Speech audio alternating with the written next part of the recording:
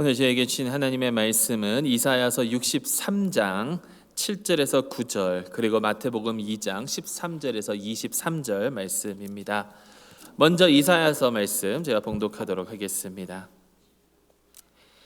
내가 여호와께서 우리에게 베푸신 모든 자비와 그의 찬송을 말하며 그의 사랑을 따라 그의 많은 자비를 따라 이스라엘 집에 베푸신 큰 은총을 말하리라. 그가 말씀하시되 그들은 실로 나의 백성이요 거짓을 행하지 아니하는 자녀라 하시고 그들의 구원자가 되사 그들의 모든 환난에 동참하사 자기 앞에 사자로 하여금 그들을 구원하시며 그의 사랑과 그의 자비로 그들을 구원하시고 옛적 모든 날에 그들을 드시며 안으셨으나. 마태복음 2장 13절로 23절 말씀입니다. 그들이 떠난 후에 주의 사자가 요셉에게 현몽하여 이르되 헤롯이 아기를 찾아 죽이려 하니 일어나 아기와 그의 어머니를 데리고 애굽으로 피하여 내가 네게 이르기까지 거기 있으라 하시니 요셉이 일어나서 밤에 아기와 그의 어머니를 데리고 애굽으로 떠나가 헤롯이 죽기까지 거기에 있었으니 이는 주께서 선지자를 통하여 말씀하신 바 애굽으로부터 내 아들을 불렀다 함을 이루려 하심이라. 이에 헤롯이 박사들에게 속은 줄 알고 심히 노하여 사람을 보내어 베들레헴과 그 모든 지경 안에 있는 산의 아이를 박사들에게 자세히 알아본 그때를 기준하여 2살부터 그 아래로 다 죽이니 이에 선지자 예레미야를 통하여 말씀하신 바 라마에서 슬퍼하며 크게 통곡하는 소리가 들리니 라헬이 그 자식을 위하여 애곡하는 것이라. 그가 자식이 없으므로 위로받기를 거절하였도다 함이 이루어졌느니라. 헤롯이 죽은 후에 주의 사자가 애굽에서 요셉에게 현명하여 이르되 일어나 아기와 그의 어머니를 데리고 이스라엘 땅으로 가라. 아기의 목숨을 찾던 자들이 죽었느니라 하시니 요셉이 일어나 아기와 그의 어머니를 데리고 이스라엘 땅으로 들어가니라. 그러나 아켈레오가 그의 아버지 헤롯을 이어 유대의 임금이 됨을 듣고 거기로 가기를 무서워하더니 꿈에 지시하심을 받아 갈릴리 지방으로 떠나가 나사렛이란 동네에 가서 사니 이는 선지자로 하신 말씀에 나사렛 사람이라 칭하리라 하심을 이루려 함이로라. 아멘. 살아계신 하나님의 말씀입니다. 우리 잠시 기도하고 하나님 말씀 듣도록 하겠습니다. 하나님 아버지, 오늘도 주님의 말씀을 허락하여 주심을 감사합니다. 이제 그 말씀을 이해할 수 있도록, 그 말씀을 깨달을 수 있도록 주님께서 저에게 지혜를 주시고 그 말씀대로 살아갈 수 있도록 저희를 도와주시기를 간절히 소망합니다. 우리 주 예수 그리스도의 이름으로 기도드리옵나이다. 아멘. 어느덧 2019년 마지막 주일이네요. 여러분, 이제 이 마지막 주일을 맞이하시면서 오늘 장로님께서도 기도하셨지만 우리 한 해를 이렇게 돌아볼 기회를 가지셨는지요? 한 해를 이렇게 돌아보면서 생각하면서 어떤 생각이 드시던지요? 그럼 혹시 여기에 계신 분 중에 내가 이번에 꼭 하겠다라고 결심한 것들 다 이루신 분들 계신가요?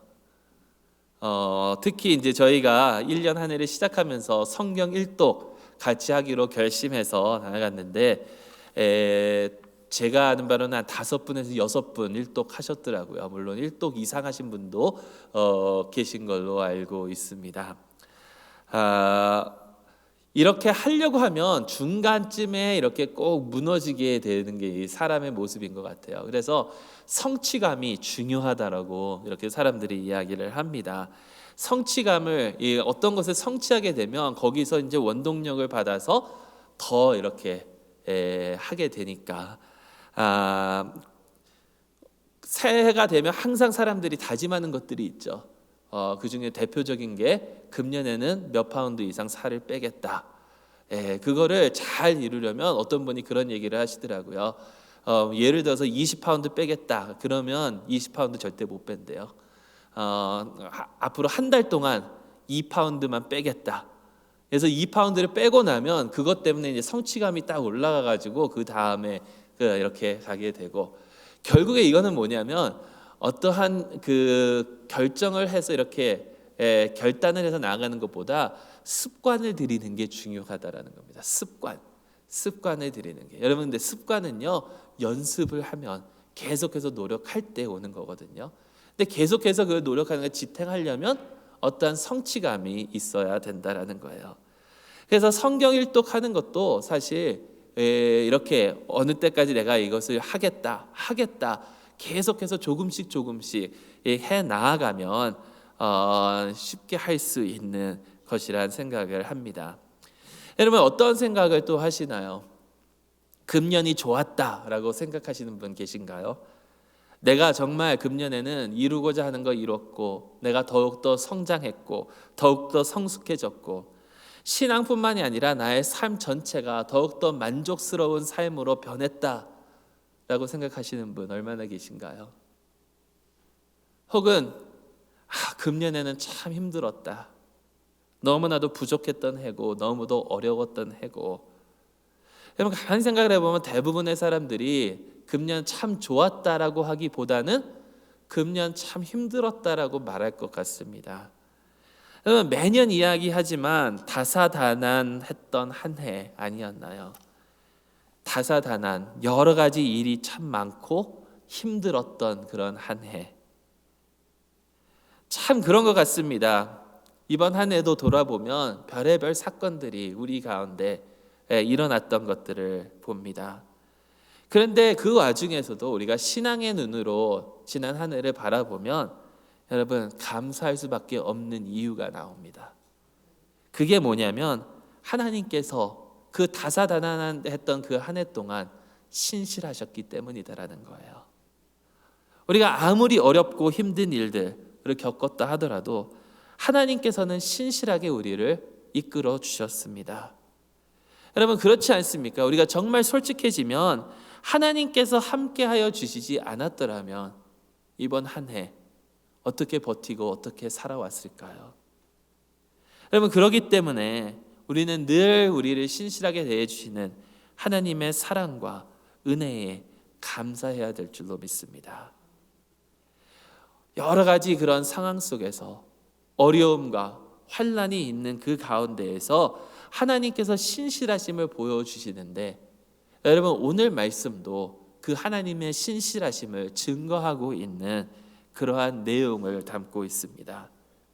하나님께서는 당신께서 자신의 백성을 구원하시겠다라고 약속하셨습니다. 이 세상의 어려움과 핍박 속에서 그들을 구원하시겠다라고. 그래서 이사야는 이렇게 얘기합니다. 그들의 모든 환난에 동참하사 자기 앞에 사자로 하여금 그들을 구원하시며 그의 사랑과 그의 자비로 그들을 구원하시고 옛적 모든 날에 그들을 드시며 안으셨다라고. 그리고 그 약속하심, 그 구원의 약속을 지키시기 위해서 하나님께서는 독생자 예수 그리스도를 이 땅에 보내셨습니다. 여러분, 하나님께서 약속을 지키시러 예수님을 이 땅에 보내셨다라는 것을 증거하려고 마태는 복음서를 써내려간 것입니다. 베들레헴에 나신 예수님, 그 예수님께서는 하나님께서 약속하신 구원자, 바로 메시아임을 증거하려고 아브라함에게 주신 그 약속이 예수 그리스도를 통해서 이루어지고 있다라는 것을 온 이스라엘 사람들에게 증거하려고 마태는 이 복음서를 기록하고 있습니다. 그래서 마태복음을 보게 되면요, 특징 중 하나가 예수님께서 하신 그 말씀이나 예수님께서 하셨던 그 행동이 하나님의 말씀을 이루려고 한 것이다 라고 마태는 40번을 이야기를 합니다. 오늘 저희가 읽은 그 본문에서만 3번이나 그런 말씀이 나오죠. 이렇게 이 예수님의 삶의 이 사건은, 예수님의 삶의 이 가르침은 이스라엘의 예수님께서 하나님의 약속의 그 성취심을 알려주기 위해서, 하나님께서 그토록 신실하신다라는 것을 알려주기 위해서 마태는 이렇게 복음서를 기록했다라는 겁니다. 이렇게 함으로써 이스라엘의 삶과 예수 그리스도의 삶의 연관성을 마태는 보여주고 있다라는 것이죠. 오늘 본문을 보게 되면 그 약속 성취의 그 말씀이 3번 나온다라고 말씀드렸는데 3번 그 3가지 그 이야기로 오늘 본문이 전개가 되는 것을 봅니다. 첫 번째 부분은 예수님께서 애굽으로 피난 가신 그 이야기입니다. 다 아시다시피 동방 박사들이 예수님을 찾아왔습니다. 그리고 그에게 예수님께 황금과 모략과 유향으로 경배를 드렸고 그 동방 박사들이 이 천사를 꿈에서 만나고 헤롯에게로 돌아가지 않고 다른 길로 하여 자신들의 나라로 돌아갔습니다. 그러자 헤롯이 그 아기를 죽이려고 그 지역에 있는 모든 아이들을 죽이라고 명을 내리게 됩니다. 요셉은 꿈을 꿉니다. 헤롯이 아기를 죽이려고 하니 애굽으로 내려가라는 것입니다. 그래서 요셉은 일어나자마자 순종합니다. 그리고 애굽으로 내려갑니다. 마태는 이렇게 애굽으로 내려간 이유가 애굽으로부터 내 아들을 불렀다라는 그 선지자의 말을 이루려 함이라고 말하고 있습니다. 바로 호세아 선지자 호세아 11장 1절 말씀을 인용해서. 근데 여러분 왜 하필 애굽이었을까요? 단순히 헤롯을 피해서 간다라고 했으면 다른 것도 많았을 텐데 왜 애굽이었을까요? 애굽 또한 로마 제국의 한 부분이었고 물론 헤롯의 권력이 닿지 않는 곳이기는 하지만 여러분 애굽으로 내려간 것이 단순히 헤롯을 피하려고만 한 것은 아니다라는 것이죠. 애굽으로 내려간 이유는 이스라엘의 역사 가운데 애굽은 아주 중요한 위치를 잡고 있기 때문입니다. 여러분 애굽은 이스라엘이 어려움 또 환난을 피해서 피난 간 곳이 바로 애굽입니다. 여러분 구약에도 오늘 이 요셉처럼 꿈을 자주 꾸고 또 그 꿈 때문에 삶이 뒤바뀐 자가 있습니다. 여러분 누군지 아시나요? 요셉이죠. 같은 이름의 요셉. 이 요셉은 이스라엘을 흉년에 피해 애굽으로 이끌고 내려갔습니다. 그렇지만 아무리 흉년을 피해서 내려갔다 하더라도 애굽은 이스라엘이 머물 수 있는 곳은 아니었습니다. 하나님께서는 이스라엘을 약속의 땅으로 이끌어 주시기 위해서 모세를 보내십니다. 예수님께서 애굽에서 나오셔야만 하는 그 이유는 바로 예수님께서 제2의 모세, 아니 더 온전한 모세이시기 때문이다라는 것이죠. 여러분 모세와 예수님의 삶에 그 공통점이 있습니다. 예수님께서 태어나신 후 베들레헴 지역에 있는 그 모든 남자아이들이 죽음을 당한 것처럼 모세가 태어날 때에도 이스라엘 사내 아이들이 죽임을 당했습니다. 또 모세는 이스라엘을 출애굽시키려고 홍해를 건넜습니다. 이 물이 굉장히 중요합니다. 왜냐하면 예수님께서 하나님의 아들이시오 메시아이심이 선포된 그 시점이 바로 예수님께서 세례를 받으셨을 때라는 것이죠. 모세와 예수님 이 둘은 이스라엘을 구원하려고 보냄을 받은 분들입니다. 예수님께서는 우리를 출애굽시켜 주시려고 우리를 약속의 땅 하나님의 나라로 이끌어 주시려고 하나님께서 보내신 당신의 독생자이십니다. 결국 예수님의 삶은 하나님께서 당신의 백성들을 구원하고자 하신 그 약속을 이루게 되는 그 하나님의 그 성취, 신실하심의 증거다라는 것입니다.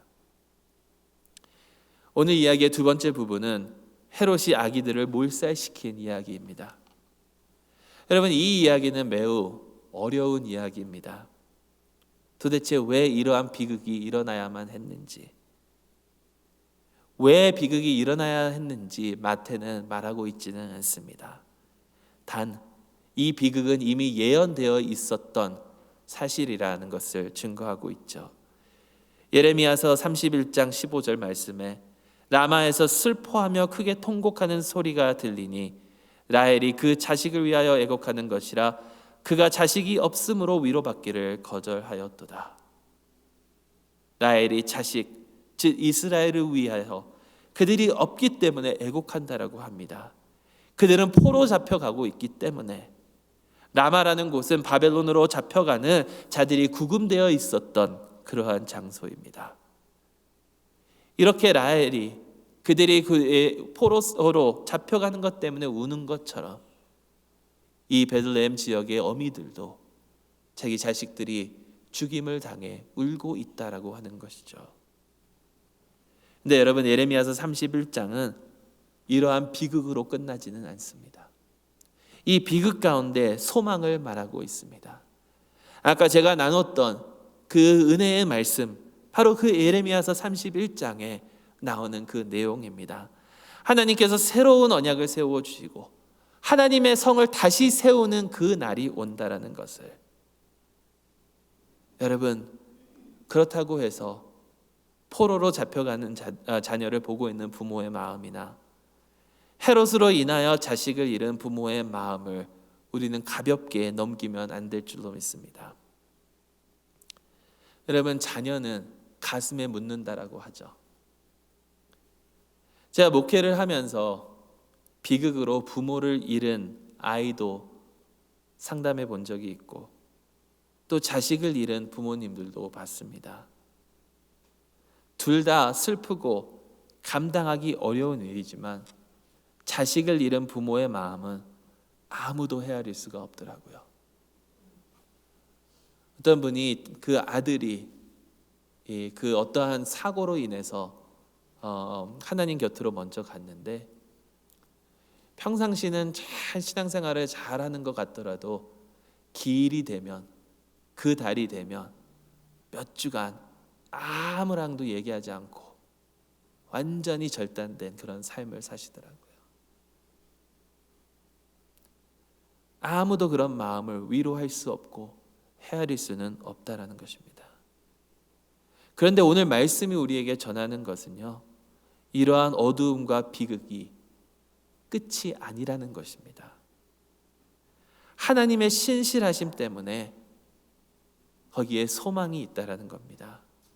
우리는 위로할 수 없고 우리는 헤아릴 수 없지만 하나님께서는 위로하실 수 있고 하나님께서는 그들의 마음을 헤아릴 수 있으시다라는 것이죠. 왜? 하나님께서도 당신의 아들을 내어주셨잖아요.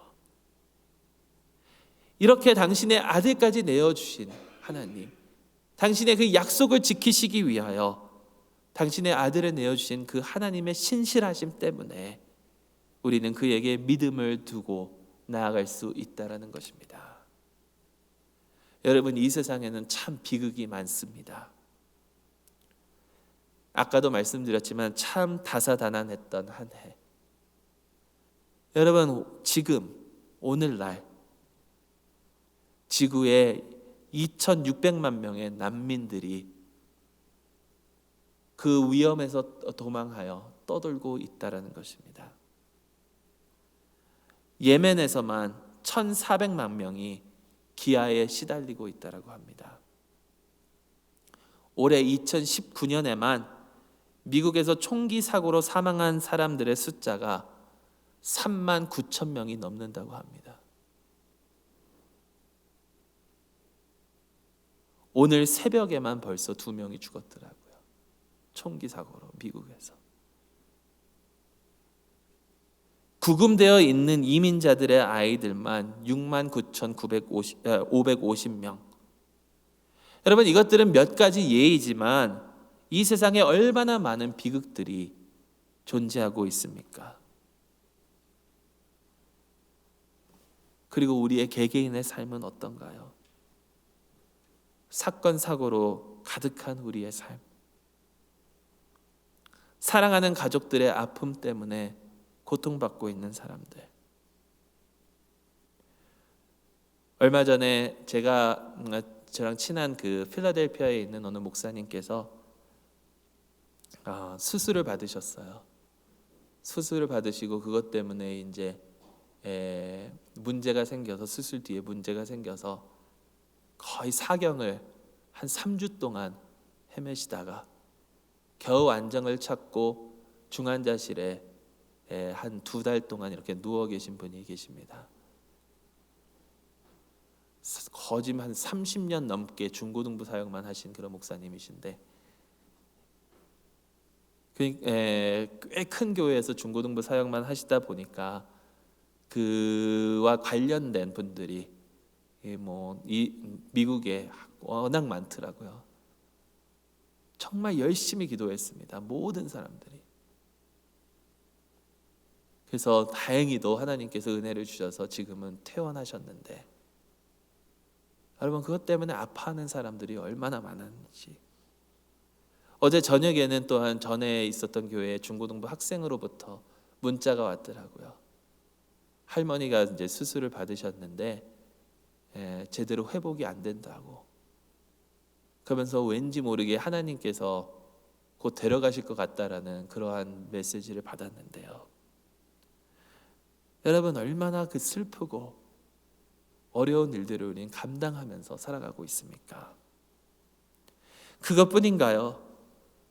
빚 때문에 시달리는 사람들, 또 노력해도, 내가 아무리 노력해도 잘 안 풀리는 일들, 어떨 때는 뭔가 잘 풀리는 것 같더라도 한 번의 사건으로 완전히 후퇴하는 그런 우리의 삶, 그리고 또 이민자로서 이 땅에 살아가면서 겪는 고통과 아픔과 차별.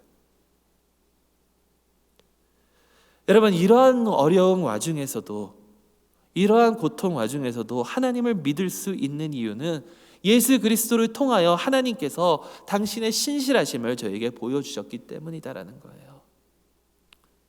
그리고 이러한 하나님의 신실하심은 오늘 세 번째 부분에서 또한 나타납니다. 헤롯이 죽고 요셉이 예수님과 마리아를 데리고 이스라엘로 돌아왔지만 아켈라오라는 그 헤롯의 아들, 여러분 아켈라오가 얼마나 악했는지 그 아버지는 아무것도 아니래요. 로마 황제가 웬만큼 악해서는 건들지도 않는데 아켈라오는 너무 악해서 그 자리에서 나중에는 끌어내렸다라고 합니다. 그 아들 때문에 베들레헴으로 가지 않고 헤롯 안티파스가 다스리던 갈릴리 지방으로 나사렛으로 예수님께서는 가셨습니다. 이것에 대해서 마태는 이렇게 얘기합니다. 이는 선지자로 하신 말씀에 나사렛 사람이라 칭하리라 하심을 이루려 함이러라. 여러분 정확히 어디서 이 말씀을 인용했는지 우리는 알지 못합니다. 여기에 선지자로 하신 말씀의 선지자는 또한 복수입니다. 이전에는 선지자 혹은 선지자 예레미야 이랬는데,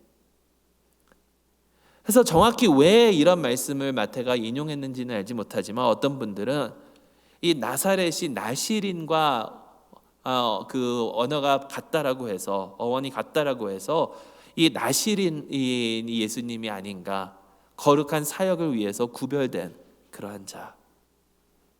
또 어떤 사람은 다윗의 자손을 의미하는 것이다. 왜냐하면 가지라는 단어가 이 나사렛이라는 단어랑 비슷하대요. 말이. 그러니까 이새의 뿌리에서 난 한 가지가 예수님이시기 때문에. 근데 정확히 어떤 의미로 마태가 이것을 기록했는지 모르지만 우리가 한 가지 알 수 있는 게 있다라는 겁니다. 그것이 뭐냐면 나사렛이라는 동네는 별로 중요한 동네가 아니었다라는 거예요. 나사렛이라는 동네는 변두리였습니다. 변두리 중에도 변두리였어요. 아무도 인정하지 않는 곳이었습니다. 아니 오히려 멸시당하는 곳, 외면당하는 곳이었다라는 거예요. 여러분 이게 왜 중요한가요? 이게 중요한 이유는 예수님께서는 이런 곳의 사람이시기 때문이다라는 겁니다. 변두리의 곳, 멸시받는 곳의 사람. 왜? 이사야의 말씀에 모든 환난에 동참하사. 여러분 예수님께서는 직접 동참하시고 함께하여 주시기 위해서 오신 분이라는 거예요. 멸시받은 곳의 사람이신 예수님은 예수님께서 멸시받으셨습니다. 외면당하셨습니다. 버림당하셨습니다. 죽음까지 버림을 받으셨습니다. 왜? 우리와 함께 하시려고. 함께 하셔서 구원하시려고. 이 세상의 어려움과 환난 가운데 있는 우리와 함께 하셔서 우리를 구원하시려고. 여러분, 임마누엘의 하나님은 변두리에, 외곽에, 멸시받고 외면당하는 곳에 있는 우리와 함께 하시려고 오신 하나님이시다라는 거예요. 그냥 멀리서 우리가 어려움을 당하고 있으니까 그냥 그것을 도와주려고 하시는 분이 아니라 우리의 어려움을 같이 겪으시고 우리처럼 되신 예수님. 여러분, 이러한 예수님. 여러분, 단기 선교 얘기를 잠깐 하면요, 단기 선교가 안 좋은 점이 참 많습니다. 우리가 보통 단기 선교 얘기하면은 뭐 일주일 가는 거, 2주 가는 거 이런 거 얘기하는데, 실제로 선교학에서는 단기 선교는 1년에서 3년이에요. 근데 단기 선교가 안 좋은 이유는 뭐냐면 잠깐 가서 돕고 그것으로 끝난다는 겁니다.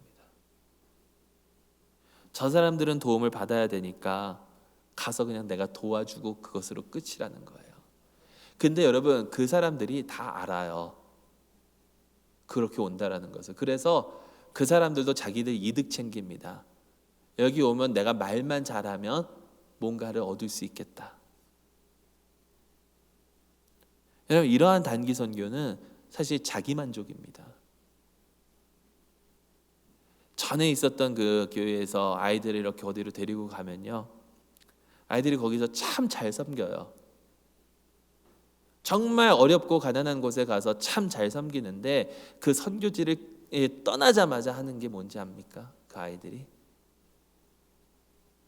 단기 선교 때 쓰라고 받은 그 용돈 왕창 갖다 씁니다. 아이들이요, 그 하루 사이에 100불, 200불 쓰는 거 우습게 알더라고요. 정말 한 푼도 없는 그런 곳에 가서 섬겼던 아이들이. 여러분, 하나님께서는 단순히 그냥 우리에게 오셔서 그냥 섬기고 가신 게 아니라는 거예요. 우리처럼 되셨다라는 겁니다. 여러분, 저번에도 이 말씀을 나눴죠. 서서평 선교사님의 이야기. 서서평 선교사님께서 한국에서 그렇게 섬기시고 난 다음에 미국으로 다시 돌아와서 안식년을 가지시면서 엄청 회개하셨다고. 그분께서 왜 회개를 하셨는가? 여러분, 그분께서 하신 게 뭡니까? 나병 환자들 돌보고, 외면당하는 여자들 돌보고, 버림받은 사람들 거두고, 고아 먹여주고 재워주고, 이랬던 분이 왜 회개를 했냐면 그분이 그렇게 회개를 하더라고요. 나는 저 한국인들이 나에게 도움만 받는 사람들로 취급했지, 내가 저 한국인들처럼 되려고 하진 않았다고. 그러면서 그분이 다짐한 게, 나는 다시 돌아가면 저 조선인들이 되겠다고. 내가 저 사람들이 되겠다고. 왜냐하면 그들의 위치에서 그들과 함께해야 그들의 겪는 것을 알고 그들의 고통을 알고. 여러분, 생각을 해보세요.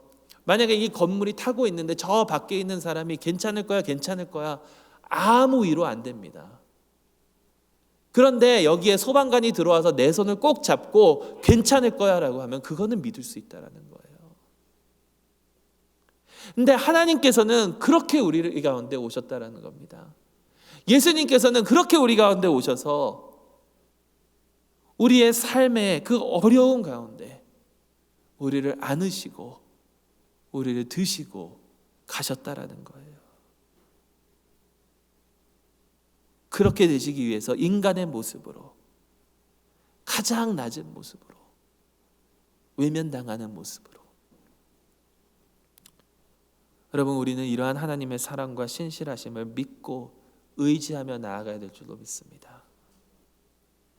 그리고 이러한 하나님의 신실하심을 아는 자라면 하나님의 신실하심에 증거하는 도구로 살아가야 될 줄로 믿습니다. 사도 바울은 빌립보서 2장에 하나님의 그런 사랑을 조금이라도 알면, 여러분, 그 마음이 충만하면 이렇게 얘기 안 했어요. 아주 조금이라도, 그 어떠한 위로라도 마음에 있으면 하나님을 통해서 그러하면 예수 그리스도의 마음을 품으라고 합니다.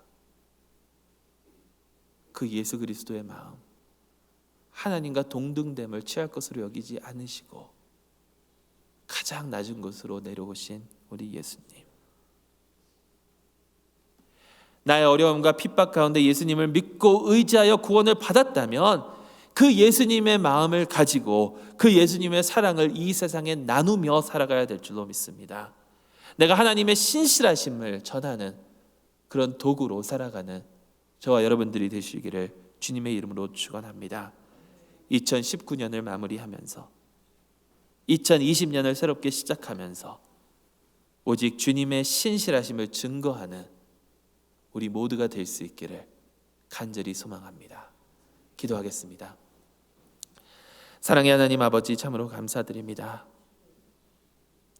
아무것도 아닌 저희를 구원하시기 위하여 예수 그리스도를 이 땅에 보내주시고 이 세상에 우리가 겪는 그 어떠한 어려움과 환난과 핍박 속에서도 저희를 구원하여 주시기 위하여 그 모든 것을 감당하여 주신 하나님, 너무나도 감사드립니다. 이 예수 그리스도의 이 땅에 오셔서 이루신 그 사역은 이미 하나님께서 약속하셨던 그 약속의 성취임을 저희가 믿습니다. 하나님께서 저에게 이렇게 신실하게 대하여 주셨으니 아버지 하나님, 그 주님의 신실하심을 믿고 의지하며 또한 그 신실하심을 선포하며 살아갈 수 있는 저희 모두가 되게 하여 주시옵소서.